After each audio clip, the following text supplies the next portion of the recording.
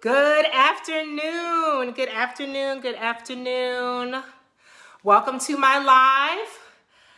I am Glenda, so I'm looking at two different platforms, so you'll have to bear with me. But I'm Glenda. For those of you who don't know who I am a leadership strategist. My passion is leadership. I am an officer in my field. I share career strategies to help people, particularly women, skip levels in their career so that your coin matches your competency. The same strategies that I share, I've used in my own career, and it has paid off. I have in the last 12 months, I ascended to a role in the middle of the pandemic, and you know what? I'm just tired of seeing people misstep in their career transition, and I want to share and help as many people as I can. So really quickly, today's Q&A is about bonuses versus pay raises. So some of you may have had a really good year during COVID. Some of you didn't. And some of you got bonuses, some of you didn't, some of you got raises, some of you didn't. I will say that even when my team did well, but even when I didn't do well, my company didn't do well, my team did well, and we still got compensated for it. So I definitely want to give you some strategies on how to navigate that, so that you get paid properly for your performance. And it all starts with you taking ownership of your performance. And I talk about that. I have a training on that on my social media accounts. Look at that performance review training, and it talks about that. I actually did a blog about that, the top 3 career mistakes women of color are making. It's on thebizslayer.com. You want to check out that blog, and it talks about how to track performance data and what you should be doing with that. So let's get right into today's topic, which are bonuses versus pay raises. Which one is better? Now, I saw some people on my social media talk about raises. Raises are better. And then I saw some people, say, well, that big bonus jump, it helps in the short term, especially if you have debt and more immediate needs. And I'll tell you, they both are very, very, very valuable and critical to your household income. But I want to talk with you about what the employer's perspectives are as far as bonuses versus raises. And that might not align well with what your financial goals are, okay? So let me break down the employer's perspective of raises. So from an employer's perspective, pay raises are riskier, okay? Pay raises are riskier. In my blog on thebizslayer.com, I have an article, again, titled The Top 3 Career Mistakes Women of Color Are Making. And in that blog, it talks about the budget salary projections for 2021 are less than 3%. The average used to be 3%. And what's alarming to me is that 3% average pay raise has been the average pay raise for over 20 years. That's crazy to me. And not only is it average, it's decreasing. It's projecting to decrease to under 3% post 2020. So post the pandemic. That's kind of scary to me. So the average pay raise is 2 to 3% now. It used to be 3 to 5. Now we're looking at 2 to 3% average pay raise, right? Why are companies limiting your increases from a pay raise standpoint? Well, pay raises are riskier because it's a significant expense to their financials. For many companies, payroll is their biggest expense. So it's a way to limit that expense because it's a permanent hit on their balance sheets. So what they want to do is go towards something that is less of a risk. And bonuses are less of a risk. Why? Because they are a variable cost. You all know bonuses fluctuate from year to year depending on how well the company does, right?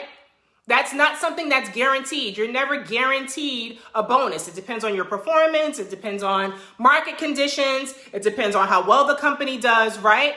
So they can, a lot of times, afford to make those adjustments, and it's more flexible for them to make those adjustments from a bonus standpoint versus a pay raise. So you'll sometimes see maybe a 1 or 2% raise, but maybe you get a $5,000, $10,000 bonus because you did well, the company did well, et cetera, right?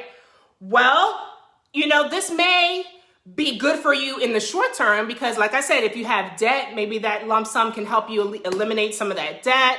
Maybe that lump sum can help you with some of your other goals, financial goals and things that you may have. Unfortunately, a lot of people aren't using it that way.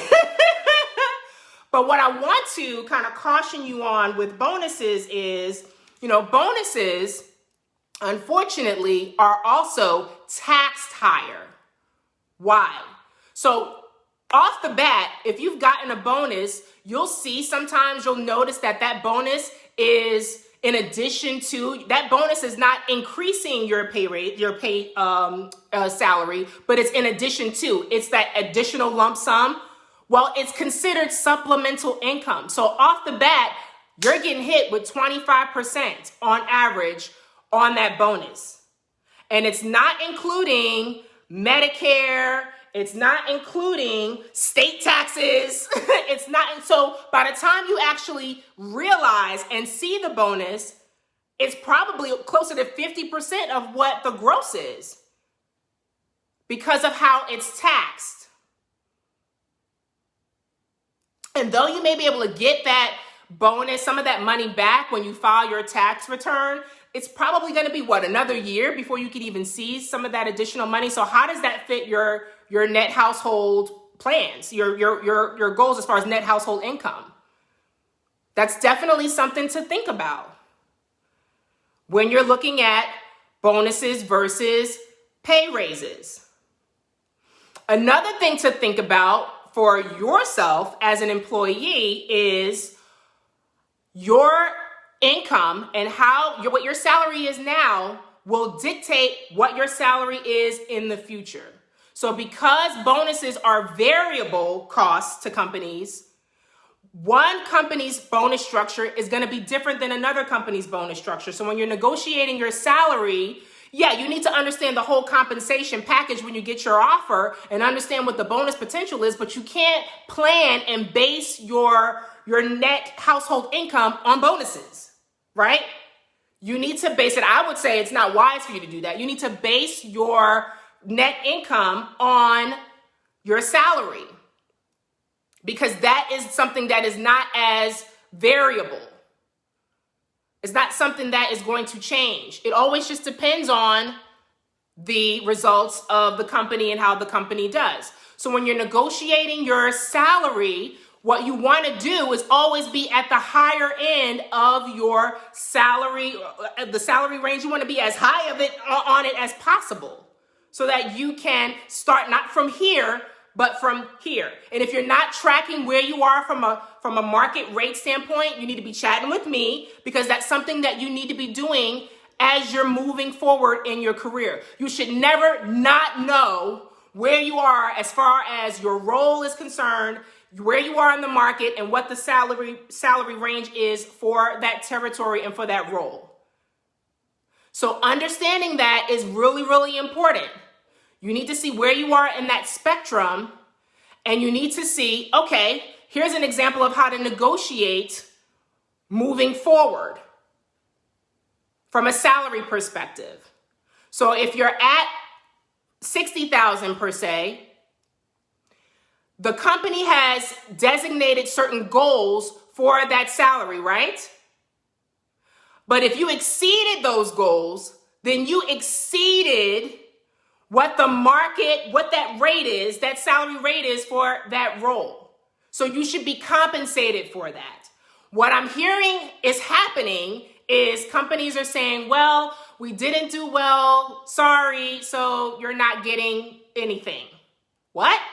Not as a high performer. not as a top performer. So what you need to be doing is tracking your performance using quantitative and qualitative data. I talked about that. Look at that video to understand what that means. But what you should be doing is tracking your performance.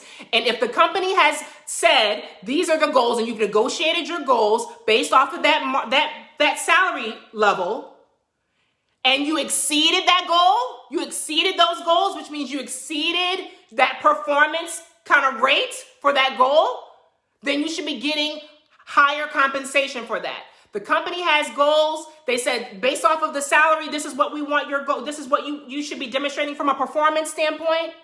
And you exceed that, then you need to be linking your competency and how you exceeded the goal to getting a higher salary. And I talk about that and I show you how to do that. You need to chat with me to talk more about how to do that. But when you're tracking your performance, that is going to help you in your negotiation of getting an increase, even if the company didn't do well. Again, like I said, when my company didn't do well and my team did, we still got increases because I track performance and I link competency and results to where I should be from a compensation standpoint. So focusing on the raise more long-term is going to help you as you transition because you're going to be negotiating not from 60,000, you'll be negotiating from 65,000. Because again, those companies are looking at, and I'll tell you this, as far as salaries are concerned, and I'm going to be posting this on my site too, states now have banned employers from using salary information as part of their application process. There are about 28 states that have currently banned employers from asking salary questions. So it's even more imperative for you now to maximize where you are, because you're empowered now to make sure that you're compensated well for your competency and your performance. I'm going to be posting those states. Georgia is one of those states that have banned the employers doing that, because you know what the employers were doing? Employers, unfortunately, were using that information to determine compensation. And sometimes you guys, we were getting lowballed, so to speak, right? You guys know. And so to make sure that they're not discriminating, there's not pay discrimination happening, these laws were put in place to mitigate that. So you need to be paying attention to things like this. I'm going to be posting those states on my site. Look for your states. And if your state is not one of the states that bans this, it may be something that you need to be talking to your local legislation about. Okay? But I'm saying all this and I'm bringing that up because you're even now more empowered than ever to make sure that you're compensated for your performance well. Any questions on what I shared so far? Any questions? Any questions? Any questions? So bonuses are variable costs. Companies may use that to keep you motivated, to keep you, to give you an incentive to continue on performing at a high level. So on the short term, it can be very valuable for you, but long term, in terms of moving forward and increasing in your pay and in your income, it's something that could be holding you back. And I talk about this in my blog as well. Forbes did an article, published an article that says that if professionals stay at their employers longer than 2 years, and I've never stayed in a role longer than 3.5 years myself, but if you stay in an employer longer than 2 years, you are going to earn less over your lifetime, 50+%, as compared to other employees and other professionals who are proactively pursuing higher and higher positions. Question here, what do you do if your employer does not have a performance management program and there are no reviews? Oh my God, I'm so glad you asked that question. Can I be candid with you? My employer doesn't either. I'll just be honest. But you know what? I did a 4-page self-evaluation on myself. On myself. Why? Why did I do that? Because I'm so glad you asked that question. It is extremely important. I work with an employer who doesn't do reviews. And I know that probably sounds foreign to some of you, like, what? How do you get evaluated? Yeah, we have goals and I negotiate the goals, but we don't do reviews. But I do my own, and I did a 4-page self-evaluation with corresponding data, analysis, numbers, and I linked my competency to what I produced, which exceeded the goal in 2020 in the middle of a pandemic. And I'm sorry, I gotta say this. If you exceeded your goals in the middle of a global, worldwide pandemic, please don't tell me that you didn't get compensated for that. Please don't tell me that. Please don't tell me that. You definitely need to chat with me, okay? But I did this on myself, and it's so important because I knew I had exceeded in this just crazy circumstance that was not normal. It was a huge disruption to the marketplace. And even in the midst of that, I exceeded my goals. And you know what? I got compensated for it well. And I should be compensated for it because why? The goals were set at this is market rate, so this is market performance, right? So I exceeded market performance. You're telling me this is the salary, and these are the goals associated with the salary, right? So you've established a market performance, right? Well, I exceeded that performance level, so I should get higher than market compensation, right? But you can only do that, I'm telling you can only do that if you're proactively tracking your performance. And you go to your leadership and say, I want to have a discussion. And I went to my leadership and said, I want to have a discussion about my performance. And here's my documentation. And it was, everything is great. But sometimes you have to initiate that. Don't wait for the employers and the leaders to do it for you and to initiate it. This is your career. So you have to be in the driver's seat. I'll talk about that in the blog as well, because I see a lot of women of color not being proactive and intentional and strategic about their careers enough. And I'm seeing us fall behind. We're further and further behind from our peers. And this is part of the reason why. Okay, there's a lot of factors that are in the workplace that we know that we can't control, that we're fighting against, but there are some things that are also in our control. And I want to help you with the things that are in our control, okay? Right? So, awesome. Thank you for asking that question, because I've gotten that from some people too, that they don't have that traditional. And some of you guys work with some really progressive companies, which is awesome. I'm glad. I'm glad that people are, moving into, the current times of innovation where, listen, how we were evaluated back in like the 80s and 90s, it doesn't fit today's world, right? So some of you all are the interview process is electronic, is digital, is videos. You're submitting, instead of submitting even traditional resumes, you're submitting videos, You're doing video packages now, which is so awesome. At the same time, there are some challenges with that too, which I'm going to talk about in the future, because I got some concerns about that as well, and things that you need to be paying attention to with that. But even in your progressive companies, again, you still have to be proactive about your own performance. And this is so important because it links you to compensation. There's a direct correlation between how you communicate your performance and your competencies to your employer and compensation. And that's going to put you ahead of the pack when it comes to raises and bonuses. So I would suggest to you, if you didn't get a bonus, listen, getting a bonus is better than not getting a bonus. So let me just be real, okay? But if you didn't get anything, and you exceeded your goals, you definitely want to have a conversation linking your performance data to your results. If you got bonuses and didn't get as high of a raise, so some of you may say, Glenda, I didn't get 3%. That's 3% is the average. What? I didn't get 3%. I only got 1%. I only got 2%. Or I didn't get any, but maybe I got a bonus. Well, you want to start, again, I just showed you, measuring your performance against the goals, and if you exceeded that goal, then that is grounds to negotiate a higher raise. Not just bonus, but a higher raise. Because again, that role and that the goal was tied, it wasn't tied to bonuses now.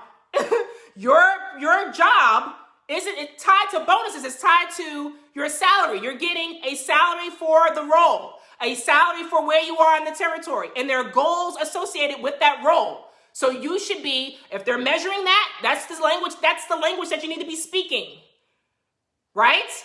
But you can only have this type of energy if you're knowledgeable, right? So speak the language of performance and getting paid for the performance. The bonuses are too much of a variable, right? Focus on the raises. Now, you get the bonus too, awesome. But I would say from a long-term perspective, especially if you're looking to transition, you're looking to move into a different role, you want to make sure you focus on getting those raises. Okay? Both and, raises and bonuses. I'm a both and person. My personality is both and, so I'm not an either or. It's like both and. But just keep in mind the tax implications of bonuses, because that 25%, it doesn't include, and I will tell you too, employers like to keep the raises low because there are other benefits associated with that are costly, like 401k match, right? The higher your raises go, the more costly it is for that employer in a nutshell. So that's their deal, but I want you focused on your deal, because your deal is your career and your household, right? You need to focus on that. And I want you more strategic so that you can maximize where you are, okay? Any other questions? Was this helpful? Was this helpful? Talk back to me. Let me know. Let me know. I'm going to be posting this on my site. Thank you. Great information I'm hearing. Yes, this was helpful. Yes. So, again, chat with me. Glenda@thebizslayer.com. I can get you more strategic about your career, about your performance. Okay, thank you. You want to go to thebizslayer.com. Check out the top 3 career mistakes women of color are making. I got some feedback. Thank you. There's a Latina professional who shared her perspective from as a leader in her field, and that was so awesome. Thank you for sharing that. So definitely take a look at that. Give me your feedback on the blog, thebizslayer.com, and also take a look at the performance review training. I'm going to be posting this on my site. I'm also going to be posting those states that have banned employers from asking about salary information. Take a look at that. Give me your feedback on that. If you don't see your state, we need to chat. Georgia is on there. New York, New Jersey's on there. California's on there. But you know what? I'm not even going to speak the states that's not on there. Well, you just look at the list. Okay. Any other questions? Any other questions? Great. I'm so glad that this helped you. I'm so glad that this was informative. Look for this video on my site. You guys have an awesome day.